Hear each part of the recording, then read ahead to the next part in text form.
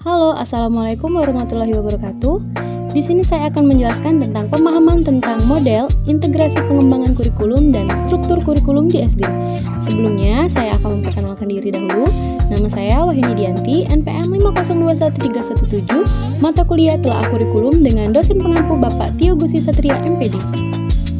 Baiklah, langsung saja. Yang pertama, model-model pengembangan kurikulum.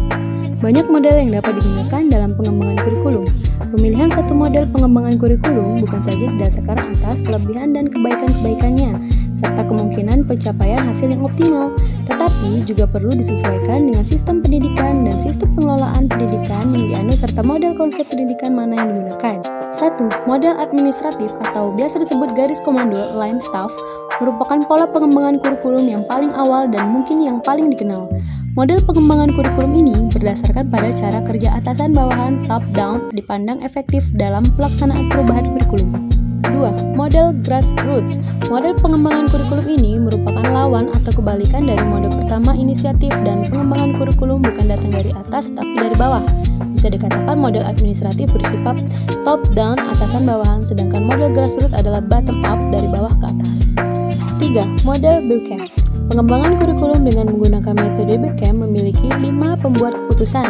5 tahap tersebut adalah 1. Memutuskan arena pengembangan kurikulum. 2. Menetapkan personalia. 3. Organisasi dan prosedur pengembangan kurikulum. 4. Implementasi kurikulum. 5. Evaluasi kurikulum. Lalu yang keempat, model arah terbalik tabah. Sesuai dengan namanya, model pengembangan kurikulum ini terbalik dari yang lazim dilaksanakan, yakni dari biasanya dilakukan secara deduktif menjadi induktif. 5. Model Rogers. Ada 4 langkah pengembangan kurikulum model Rogers, diantaranya adalah A. Pemilihan satu sistem pendidikan sasaran. B. Pengalaman kelompok yang intensif bagi guru. C. Satu pengalaman kelompok yang intensif bagi satu kelas atau unit pelajaran. D. Melibatkan orang tua dalam pengalaman kelompok yang intensif. 6. Model demonstrasi. Model demonstrasi pada dasarnya bersifat grassroots, datang dari bawah. Model ini diprakarasai oleh sekelompok guru atau sekelompok guru bekerjasama dengan ahli yang bermaksud mengadakan perbaikan kurikulum. Model ini umumnya berskala kecil, hanya mencakup satu atau beberapa sekolah, satu komponen kurikulum atau mencakup keseluruhan komponen kurikulum. 7. The Systematic Action Resist Model. Model kurikulum ini didasarkan pada asumsi bahwa perkembangan kurikulum merupakan perubahan sosial. Hal itu mencakup suatu proses melibatkan kepribadian orang tua, siswa, guru, struktur sistem sekolah, pola hubungan pribadi, dan kelompok dari sekolah dan masyarakat. Sesuai dengan asumsi tersebut, model ini menekankan pada 3 hal: hubungan insani, sekolah, dan organisasi masyarakat, serta wibawa dari pengetahuan profesional. 8. Emerging Technical Models. Perkembangan bidang teknologi dan ilmu pengetahuan serta nilai-nilai efisiensi efektivitas dalam bisnis juga mempengaruhi perkembangan model-model kurikulum. Tumbuh kecenderungan baru yang didasarkan atas hal yang yaitu menekankan kepuasan perilaku atau kemampuan berasal dari gerakan efisiensi bisnis, suatu model pengembangan kurikulum dengan memanfaatkan komputer. Selanjutnya, model integrasi kurikulum. Fogarty mengemukakan beberapa model dalam pengembangan integrasi kurikulum, yaitu 1. Model fragmented atau model tergambarkan. Model pembelajaran tradisional yang memisah-misahkan disiplin ilmu atas beberapa mata pelajaran seperti matematika, sains, ilmu sosial, bahasa, dan seni. 2.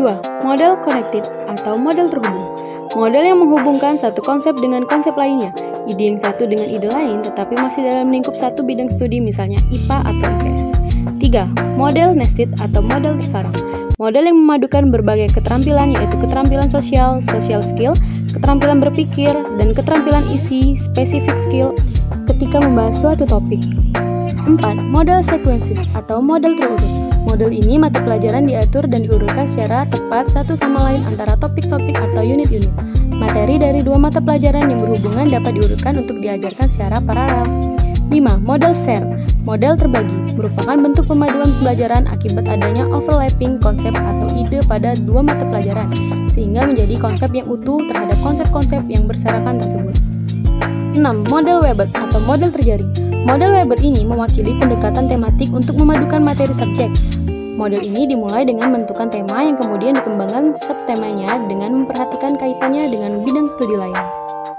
7. Model Threaded atau model tertali merupakan model pemaduan kurikulum berfokus pada meta kurikulum. Pembelajaran dengan model ini ditempuh dengan cara mengembangkan gagasan pokok yang merupakan benang merah atau galur yang berasal dari konsep yang terdapat dari berbagai disiplin ilmu. 8. Model integrated atau model terpadu. Model integrated dimulai dengan mengidentifikasi konsep, keterampilan, sikap yang overlap pada beberapa bidang studi.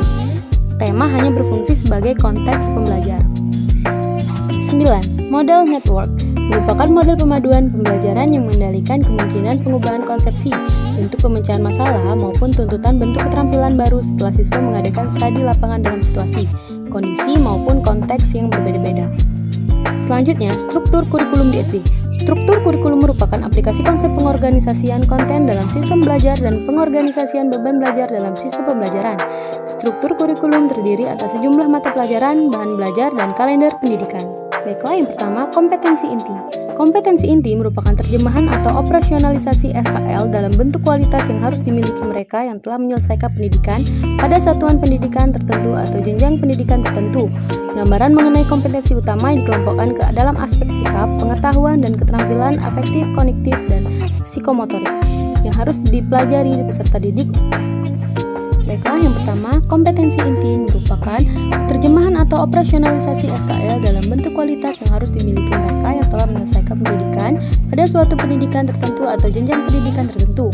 Gambaran mengenai kompetensi utama yang dikelompokkan ke dalam aspek sikap, pengetahuan, dan keterampilan afektif, kognitif, dan psikomotorik yang harus dipelajari serta dididik untuk suatu jenjang sekolah, kelas, dan mata pelajaran. Rumusan kompetensi inti menggunakan notasi sebagai berikut. Kompetensi inti 1 untuk kompetensi inti sikap spiritual, kompetensi inti 2 untuk kompetensi inti sikap sosial, kompetensi inti 3 untuk kompetensi inti pengetahuan, dan kompetensi inti 4 untuk kompetensi inti keterampilan. Selanjutnya, beban belajar. Beban belajar merupakan keseluruhan kegiatan yang harus diikuti peserta didik dalam 1 minggu, 1 semester, dan 1 tahun pembelajaran. Misalnya, 1. Beban belajar di sekolah dasar dinyatakan dalam jam pembelajaran per minggu, diantaranya beban belajar 1 minggu kelas 1 adalah 30 jam pembelajaran. 2. Beban belajar 1 minggu kelas 2 adalah 32 jam pembelajaran. 3. Beban belajar 1 minggu kelas 3 adalah 34 jam pembelajaran. Durasi setiap 1 minggu pembelajaran adalah 35 menit. 2. Beban belajar di kelas 1, 2, 3, 4, dan 5 dalam 1 semester paling sedikit 18 minggu dan paling banyak 20 minggu. 3. Beban belajar dalam 1 tahun pelajaran paling sedikit 36 minggu dan paling banyak 40 minggu. C. Kompetensi dasar. Kompetensi dasar merupakan kompetensi setiap mata pelajaran untuk setiap kelas yang diturunkan dari kompetensi inti. Kompetensi dasar adalah konten atau kompetensi yang terdiri atas sikap, pengetahuan, dan keterampilan yang bersumber pada kompetensi inti yang harus dikuasai peserta didik. Kompetensi tersebut dikembangkan dengan memperhatikan karakteristik peserta didik, kemampuan awal, serta ciri dari suatu mata pelajaran. Kompetensi dasar dirumuskan untuk mencapai kompetensi inti. Rumusan kompetensi dasar dikembangkan dengan memperhatikan karakteristik peserta didik, kemampuan awal, serta ciri dari suatu mata pelajaran. Kompetensi dasar dibagi menjadi 4 kelompok sesuai dengan pengelompokan kompetensi inti sebagai berikut.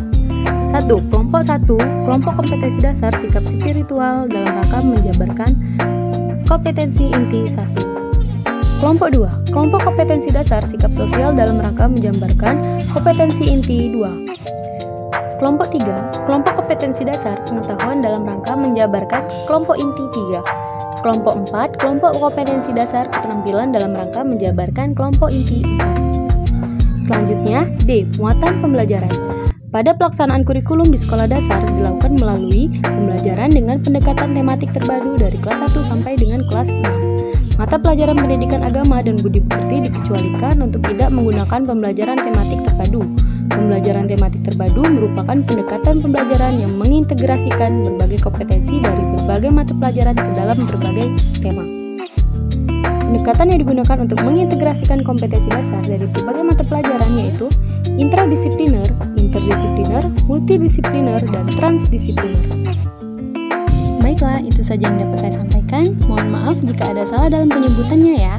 Semoga bermanfaat. Wassalamualaikum warahmatullahi wabarakatuh.